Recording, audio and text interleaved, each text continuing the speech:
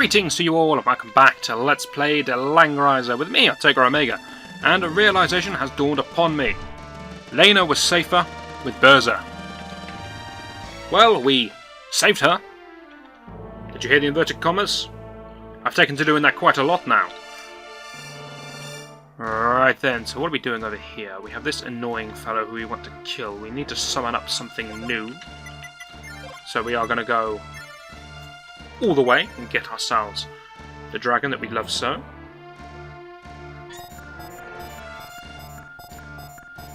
I'd sooner Liana died than Lena, in truth, because Lena is in desperate need of levels. But we can't really be too upset about her death. Which is quite a callous thing to say, but, well, we didn't need her. I've only got a fireball with the Great Dragon this turn. He can move, I think, quite well outside. It's only really indoors where he's gimped to no end. We shall find out for certain later on. Take it the Mage is, nursing her ballistas back to health. Do want everyone to toss in as much magic as they can that way. It's more likely that Hayne will be able to pick himself up a kill.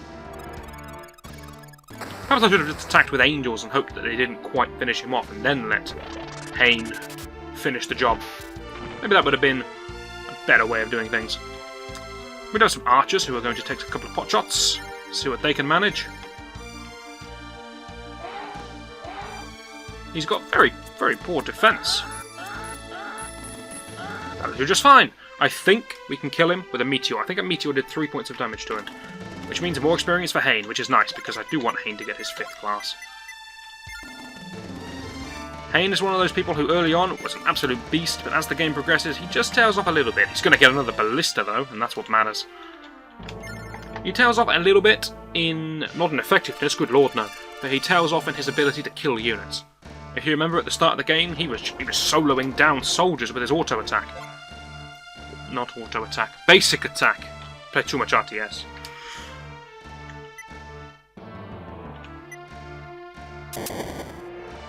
It's a nice little double kill for yourself there, Hayne. Very nice. You can't reach anyone with your archers, that's a shame.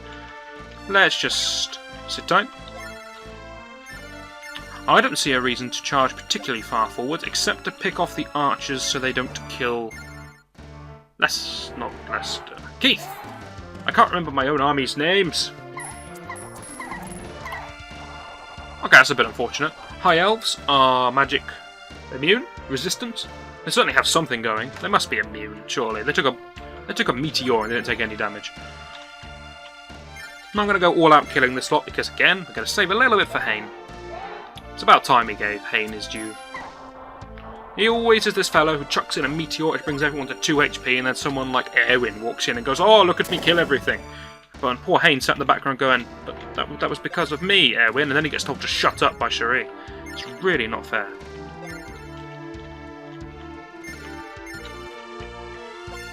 However, if we do another double fireball then meteor, we should be able to pick off a good number of units again. So that'll be nice. Right at the front. Yeah, go on then, Cherie. Let's see if we can pick off a couple of these phalanx. Phalanx are pretty easy pickings for bandits. Scott's going to help out on the right side now that Lena has fallen. He's not going to do very much, but he'll pick off the stray horsemen who are a little out of Erwin's reach. I expect there's a few. If we lose some bandits, we lose some bandits, it's fine. By the time we finish on the left and the right, I doubt Roka will be anywhere near the entrance to this place. An experience for Cherie is always nice.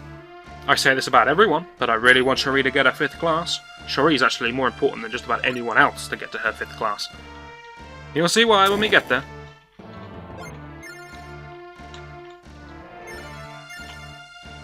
I'm up for attacking further. We've got a pretty good solid defense there. Okay, we've got a guy on 6 hit points, but it's good enough. Certainly is good enough when you can do performances like that. So, well played. for 6, another attack, another defense, another MP. I don't really look much at Cherie's spells because I find them to be rather lackluster. Next turn we'll move in and see if we can pick off a good chunk of those units. Maybe they'll come and have a go at some of my wounded guys, specifically that one. That'd be good. Now then, Lester, you try and pick off everything from the back, and then Erwin can go nuts on the horseman that he can reach. Or, Erwin, you could toss in a heal, and then we could go around one-shotting stuff. Yep, that's good.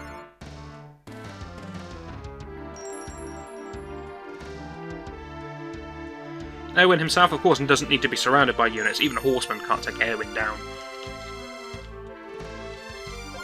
Could just kill this woman, but where's the fun in that? Also, where's the experience in that?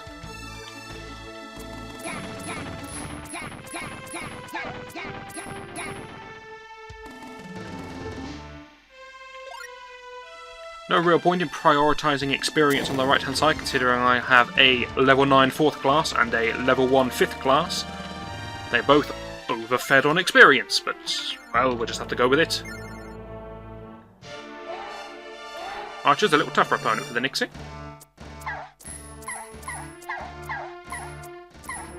Still a pretty good fight.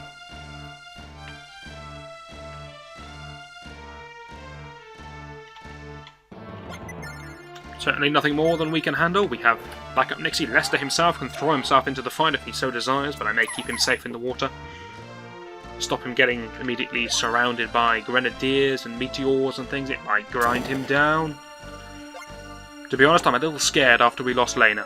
Anyway, somebody's due for a class change. No choices, once again. 5th class never has a choice. He's going up to a Serpent Master. That means he looks exactly the same as he does now. Seriously, you can compare the two images right now. Doesn't change. I think he's already got ballistas as well. But hey, he's gone up a class. That makes his units weaker. And his sailor unit has already acted. But yes, strange thing about Lester, I can't remember if I said it before, but his 4th class gives better troop bonuses than his 5th class does.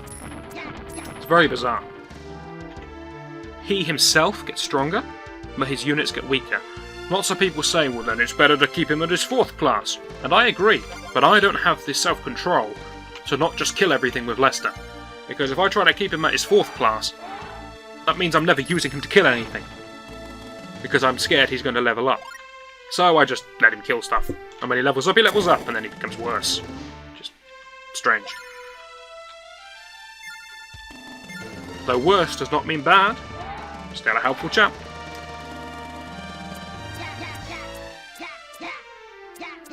Still one-shot a group of grenadiers on land without taking any damage. Which really shouldn't happen, but he does it anyway. That's the kind of show-off we're dealing with here.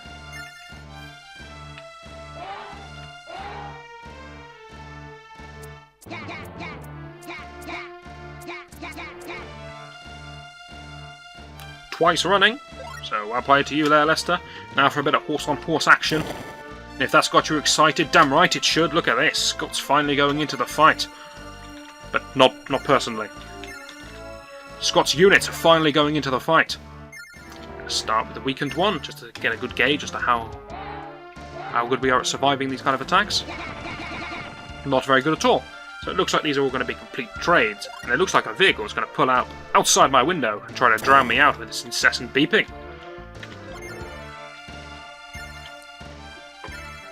But that's okay, I don't mind if we lose some horsemen. I'd like to keep some horsemen because there's grenadiers in the inside part of the building that we need to deal with, and I'd like to not lose fights, because that makes me feel sad.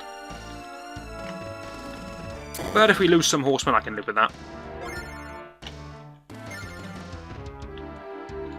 These two are outside of influence, and would have been better if Scott could have attacked those two. I may attack one of those two with Scott and let Erwin pick off the other one that's inside radius, because I don't like losing all of these horses unnecessarily. So yes, I'll do just that. If you would like to pick off that one that's outside of influence...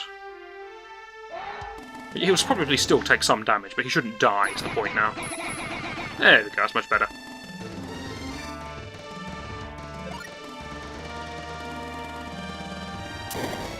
I will ask you, Erwin, to deal with this one, which is inside influence. One more outside influence, which I don't know who's going to take. We'll see if Scott can reach it. If he can, he's welcome to it. I have such confidence in Erwin, I just say, can you kill these for me? And he goes, yeah, no problem, and he one-shots them all. That's Erwin's style. Scott's influence does not reach, which means that Erwin can help himself to another horseman. Everything's now a horseman, by the way. It's easier. Even the phalanx, they're horsemen too. The fabled level 2. Usually good for stat bonuses. Not this time. You have nothing left. So prepare to meet your end.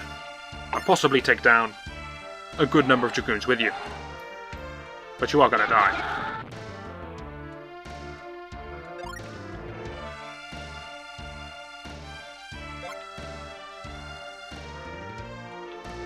That it has, yes. Nice to see someone can look at the bright side of death. Horses are just that kind of unit which you could use them against anything. Doesn't matter if it's another horse unit.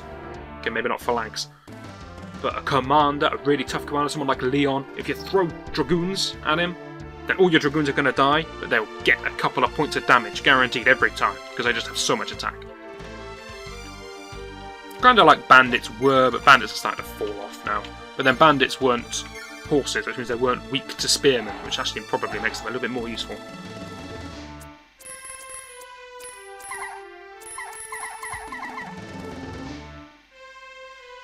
Okay, these fights are going well. Fight on the right is nearly done. Fight on the left, not quite done. But we think it will end shortly with a good bit of spell usage next turn. This one on the right will end next turn with a good bit of move forward and kill 'em tactics. Gonna have to suffer one more ballista shot. But other than that, we have angels that haven't moved, which you don't care about, and the same for a couple of archers, so onward to victory.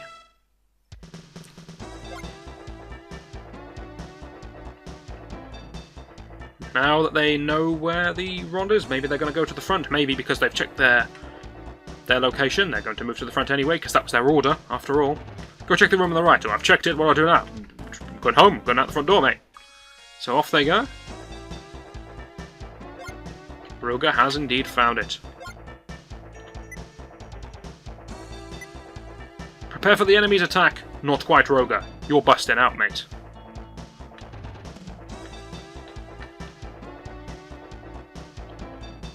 Though we are kind of pushing in a little bit. Just to pass the time. A strange repositioning done by that archer, which gained absolutely no advantage and in fact put it in a worse defensive position than it was before. It's a good plan.